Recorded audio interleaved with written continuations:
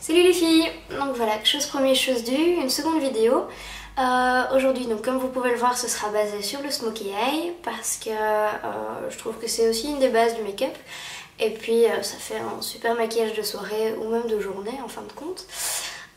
J'ai décidé de changer de technique, c'est-à-dire de faire déjà un œil de base, non seulement pour gagner du temps, mais aussi ça vous donne une idée du résultat auquel on va arriver.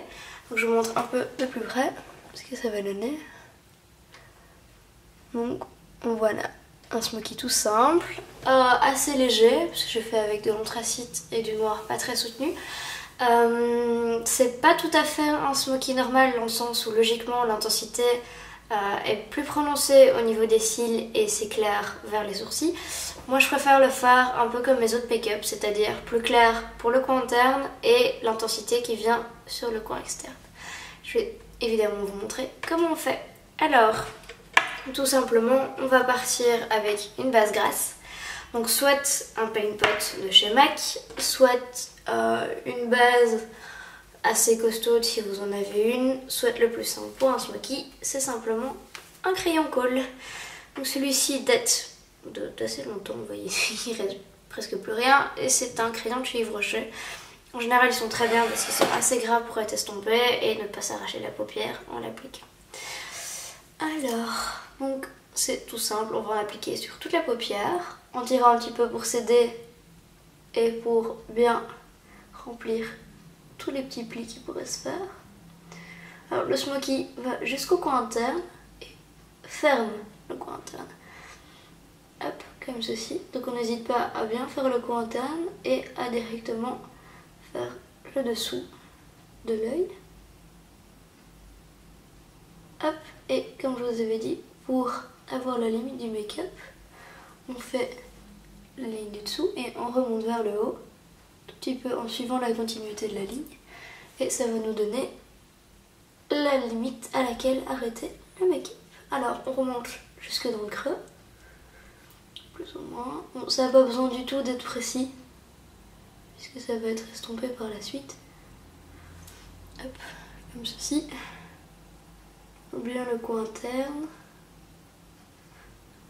Et ne pas laisser de blanc, surtout au niveau des cils. Hop, voilà, c'est plus ou moins ça. Oui, c'est pas très net, mais c'est pas grave. Alors ensuite, on va prendre un petit pinceau à ciseline. Donc ici, j'ai pris celui-ci. Ah oui, je m'en suis déjà foutu partout parce que j'ai le sale réflexe de frotter mes pinceaux sur mes mains. Donc après, je ressemble plus à une toile mal finie qu'autre chose. Donc voilà, on va venir avec ce petit pinceau estomper tout doucement le crayon. Donc commencez par le dessus, le dessous, comme vous voulez. Hop. En fait, vraiment, l'estompage ici est primordial.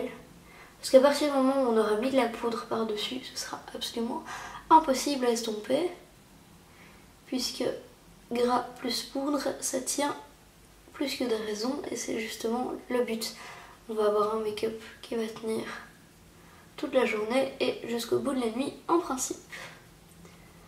Donc voilà, on vient tout doucement estomper surtout les bords, puisqu'on ne veut pas perdre d'intensité sur le reste. On peut juste unifier un tout petit peu en passant par-dessus. Hop. Vous voyez, c'est pas compliqué, ça prend pas énormément de temps. Là, sur le coin externe, ici, on n'hésite pas à faire des mouvements circulaires pour bien l'estomper, parce que c'est là que c'est presque le plus important. Et c'est là qu'on détermine la forme du maquillage. Donc on n'hésite pas à bien tirer sur l'extérieur, c'est ce qui donnera cet effet allongeant de l'œil, à l'œil, pardon. Parce que bon, si on a des petits yeux, le smokey peut donner l'impression plus ou moins de rétrécir un peu les yeux. Surtout à partir du moment où on met du crayon dans la muqueuse, mais bon, en même temps, ça va donner cet effet très fumé. Donc, c'est pas tellement grave, parce que c'est quand même super joli.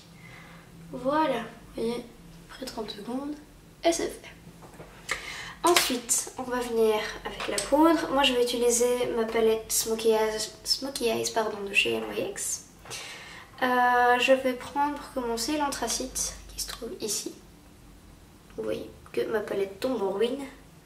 Mais bon, elle est tellement jolie. Alors, comme d'habitude, on vient presser la poudre contre la base grasse pour éviter de s'en foutre jusqu'au genou. Et on fait plus ou moins un tiers ou 2 tiers. Donc 2 tiers de clair, 1 tiers de foncé. Hop. On n'oublie pas de faire en dessous également. Là on peut faire l'inverse, donc 1 tiers de clair, 2 tiers de foncé. Hop, là. Et ensuite on va venir avec un pinceau rond, un pinceau estropeur comme celui-ci. Et on va prendre le noir qui est au coin et faire le coin externe. Alors on n'oublie pas toujours de tapoter son pinceau pour éliminer l'excédent. Et donc on fait comme d'habitude, donc l'espèce de V qui remonte ici dans le creux.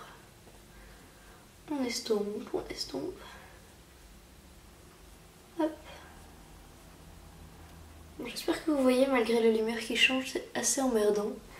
D'une seconde à l'autre, on passe de tout gris à plein soleil. Alors, hop, ceci.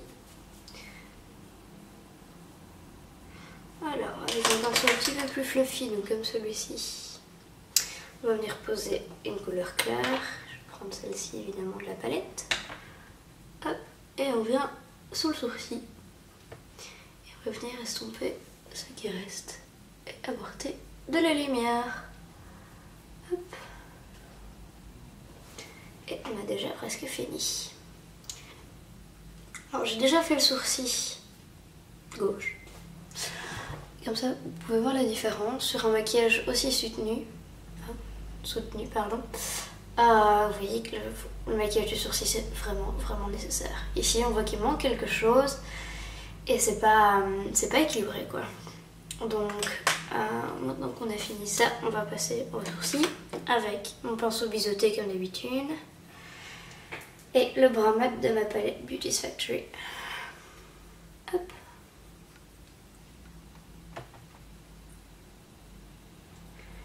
Je suis vraiment désolée pour la lumière, je sais pas trop comment gérer ça. Si je veux avoir une bonne luminosité, je suis obligée de me mettre devant la fenêtre. Et donc du coup, je suis aussi dépendante des rayons de soleil qui décident de se pointer.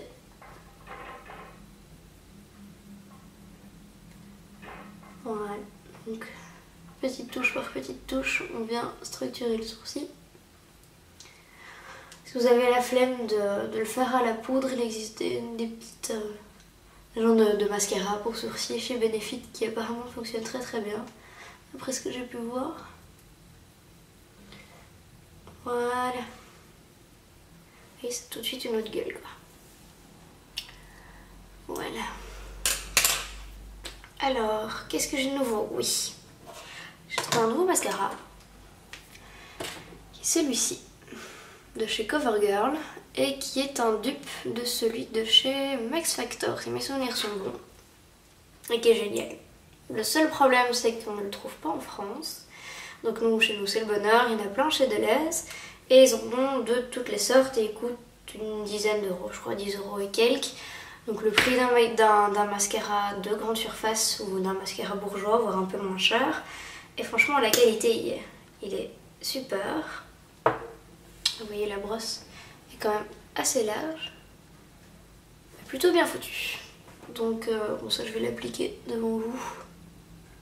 Vous verrez que je ne mens pas. Et mais sinon voilà, en quelques passages, ça fait des cils de biche. Et il tient bien, il s'effrite pas.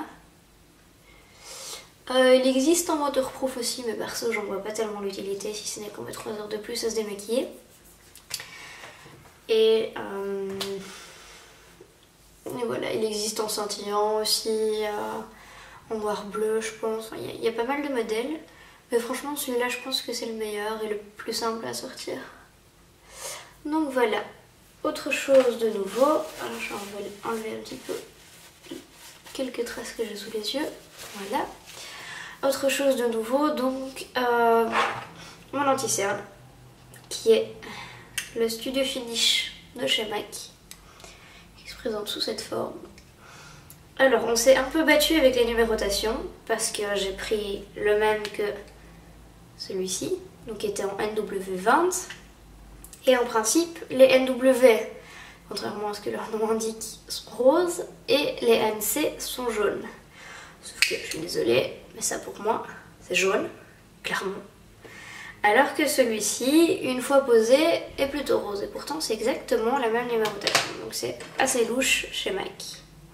Mais par contre je trouve que la formule anti-peau est beaucoup plus couvrante. Et donc franchement meilleure. Alors l'appliquer au pinceau par contre, beaucoup plus facile. On peut l'estomper au doigt évidemment, c'est ce qui donne le mieux. Mais ça permet d'éviter de foutre les doigts dans le petit pot. C'est toujours pas plus mal. Alors, donc voilà, comme je disais, on vient estomper au doigt. Hop, tout doucement. On estompe les bords. Et la partie dont on a besoin, on vient juste tapoter pour garder un maximum de matière. Hop. Comme ceci.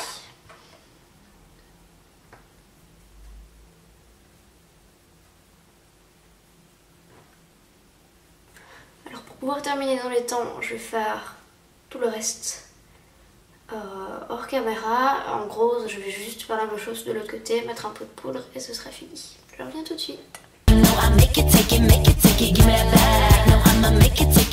Donc voilà, une fois que le temps est fait, voilà ce que ça donne. J'ai simplement mis donc mon correcteur MAC sous les yeux, un petit peu sur le nez.